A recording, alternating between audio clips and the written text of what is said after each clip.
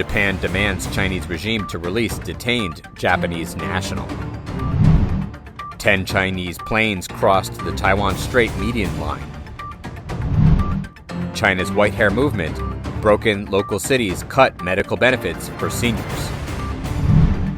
Xi praised Beijing's steamed buns shop, but they have been found to violate food safety practices. On Sunday, Japanese Foreign Minister Yoshimasa Hayashi said that he told his Chinese counterpart to immediately release a Japanese national detained in China. After meetings with the Chinese regime's Foreign Affairs Minister Qin Gang, Hayashi told reporters during a press conference in Beijing, "I made a strong request based on our country's strict position that the Japanese national be released early. The Japanese citizen is a senior employee of Japanese drug maker Astellas Pharma Incorporated. He was arrested in China last month." Hayashi added that he sought consular access to the Japanese citizen and convinced the Chinese regime to be transparent in the judicial process. Nikkei Asia reported that Hayashi also requested the regime's foreign policy chief Wang Yi and Chinese Premier Li Qiang to ensure that Beijing provides an environment in which Japanese nationals and companies can safely work and operate. More than a dozen Japanese nationals have been detained in China since Beijing enforced counter-espionage and new national security laws in 2014.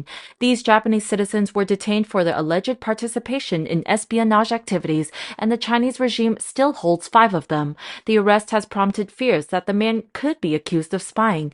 China has a record of using such allegations to detain foreigners using diplomatic fallout with other governments, a practice commonly called hostage diplomacy.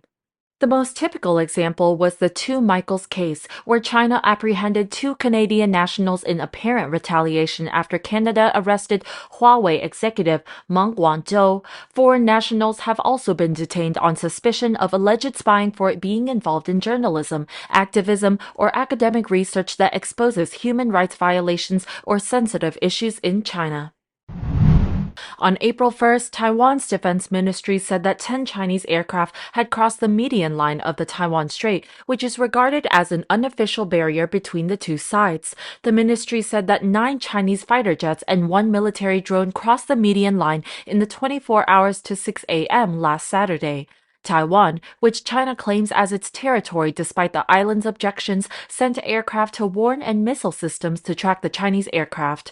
In recent years, China's Air Force has regularly conducted military operations near the island, often in the southwest of the Air Defense Identification Zone, especially since last August, after Speaker of the House Nancy Pelosi visited Taipei. China staged war games around Taiwan and has continued military activities near Taiwan.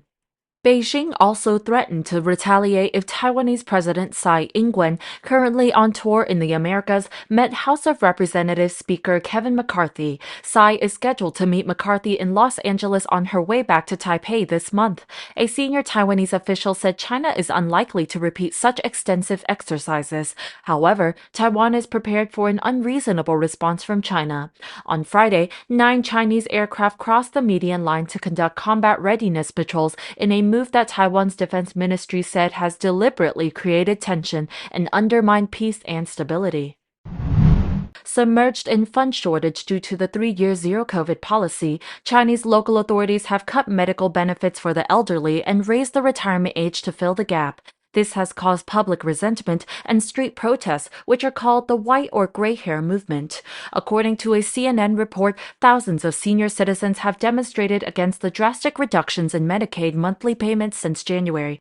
They gathered in 4 major cities nationwide, pleading with local leaders to reverse the decisions.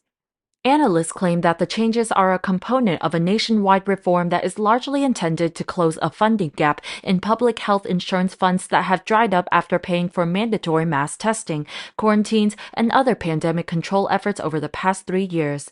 Craig Singleton, a senior fellow at the Washington-based Foundation for Defense of Democracy, said Chinese pensioners view these latest reforms as yet another broken party promise, one that could profoundly impact their quality of life in the face of China's looming demographic crisis. Chinese authorities are concerned that these demonstrations might get worse. Once the rally started in January, censors removed hashtags for Wuhan health insurance from Weibo's Hot Topics section. They also removed protest-related images and videos from social media. Beijing's latest initiative to raise the retirement age for all workers aggravates the situation. Uncertainty exists regarding the entire amount of money China has spent upholding its stringent zero-COVID policy, as well as the source of that money. Nonetheless, the vast sums that at least 17 of the country's 31 provinces have spent combating the pandemic have been made public.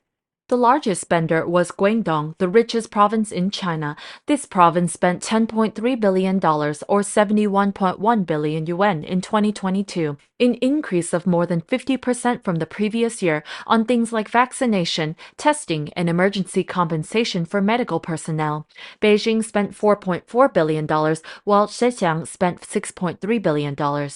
George Magnus, an associate at the China Center at Oxford University, said local governments are running short of money, or in some cases, out of money. Their gray hair movement is a longer-term sign of a major problem the Chinese Communist Party will have to deal with: how to care for an aging society where 400 million individuals, or 30% of the population, will be 60 or older by 2035. As more people are retiring than are joining the workforce, the financial burden on China's public healthcare system and other public services is growing. A top government think tank predicted in 2019 that a declining workforce will cause the state pension fund to run out of money by 2035. According to Frank Xie, a professor in business at the University of South Carolina, Aiken, while some regional governments may reverse the health insurance changes after hearing the outcry, some may have to do it no matter what, as they really run out of money and can't find other sources of income. Beijing's Qingfeng steamed bun shop has become famous throughout China thanks to Xi Jinping's disguise as he lined up to buy steamed buns here. But recently, there was information that this store violated the food safety law, arousing social concern. According to a report by Economic View on March 30th, market surveillance authorities in Beijing's Chaoyang and Tongzhou districts recently inspected 60 shops, including Qingfeng steamed bun shop. In particular, the back kitchen of the Qingfeng shop was discovered to be dirty and messy, violating China's food safety law. The government ordered the place cleaned, issued a warning, and immediately stopped the store's online food ordering platform. According to public information on Baidu, Qingfeng steamed bun shop was established in 1948, formerly known as Wang Xingju. At first, it was just an average small restaurant, and in 1976, it changed its name to Qingfeng Steamed Bun Shop. The shop rose to fame after Xi Jinping came to power when, in 2013, to demonstrate his closeness to the average Chinese, Xi lined up to buy some buns. After eating, Xi praised the buns as delicious and commented how the place was so clean. Later, some media and netizens used the term Qingfeng, steamed bun Xi, or Baozi to refer to Xi Jinping. The shop has received many awards, such as Beijing Commercial Popularity Brand, Typical Icon Serving Capital Civilization, Patriot Hygienic Advanced Unit, and many others. However, as of 2015, Beijing's Qingfeng steamed bun shop has repeatedly been found to have food hygiene problems.